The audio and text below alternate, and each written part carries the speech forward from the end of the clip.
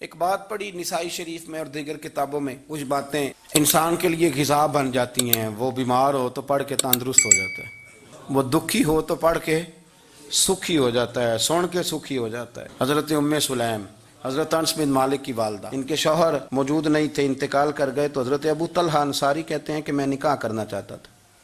حضرت ابو طلحہ بڑے سمجھدار آدمی تھے، زیرک تھے، مالدار تھے، عقل مند دانا بندے تھے۔ انہوں نے پیغام بھیجا حضرت ام سلیم سے کہ تیرے ساتھ نکاح کرنا ہے۔ سمجھدار آدمی تھے، عقل مند تھے۔ حضرت ام سلیم کہنے لگی کہ آپ نے پیغام نکاح بھیجا ہے تو آپ جتنے وزادار اور شریف آدمی، آپ کا پیغام نکاح رد نہیں کیا جا سکتا، پر میری نکاح کی شرطیں بڑی سخت ہیں۔ انہوں نے کہا وہ کیا؟ کہنے لگی میرا حق مہر بڑا مہنگا ہے، اگر آپ میرا حق مہر ادا کریں تو وہ میں آپ سے نکاح کر لیتی ہوں۔ حضرت ثابت رضی اللہ تعالیٰ عنہ فرمایا کرتے تھے دنیا میں اتنا تگڑا حق مہر میں نے کسی بی بی کا نہیں دیکھا، اور اتنا خوبصورت بھی نہیں دیکھا جتنا حضرت ام سلیم کا حق مہر ہے۔ حضرت ابو طلحہ کہنے لگے بی بی تو حق مہر بتا، تیرا کیا حق مہر ہے؟ دیکھو ان لوگوں کا ایمان کتنا مضبوط تھا، تعلق کتنا گہرا تھا۔ ام سلیم کہتی ہے حق مہر دے دو، اور جو لفظ انہوں نے بیان کیے وہ اتنے شاندار ہیں کہ وجد کرنے کو دل کرتا ہے۔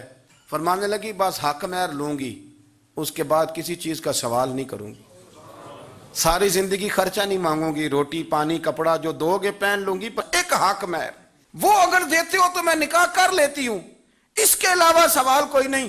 حضرت ابو طلحہ کہنے لگے بی بی بتا تو صحیح حق مہر کیا، تو رو پڑی۔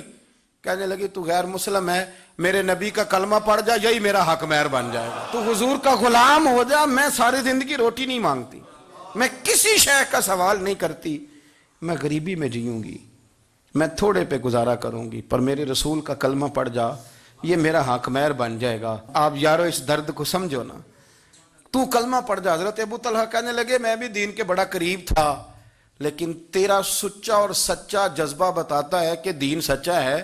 فرمانے لگے تو اب نکاح کر چاہے نہ کر، میں نے مصطفیٰ کا کلمہ پڑھنے کا فیصلہ کر لیا، میں نے فیصلہ کر لیا ہے کہ اب میں نبی پاک کا کلمہ، اور میری یہ شرط نہیں کہ تو نکاح کرے چاہے نہ کرے۔ یہ وہ واحد حق مہر ہے۔ ایک بی بی نے حق مہر لیا ہے کہ تو کلمہ پڑھ، تو کلمہ پڑھ اور میں تیرے ساتھ نکاح۔ اللہ کرے اب بھی بیویاں ہوں جو کہیں کہ پہلے نمازی بن، قرآن مجید یاد کر، پہلے شریف النفس ہو، پر یہ تو بیویوں کی شرطیں نہیں۔ بیویاں تو کہتے ہیں قبضہ دے، تو اپنی کنجیاں دے، باقی کسی چیز کی ضرورت۔ میرے رسول کریم علیہ السلام کے غلاموں کی دین کے ساتھ جو کمٹمنٹ ہے، دین کے ساتھ ان کا جو گہرا مضبوط ربط ہے، اس ربط کا انداز یہ ہے کہ عورتیں بھی کہتی ہیں کہ آپ کلمہ پڑھ جائیں، ہمارا حق مہر ہو گیا۔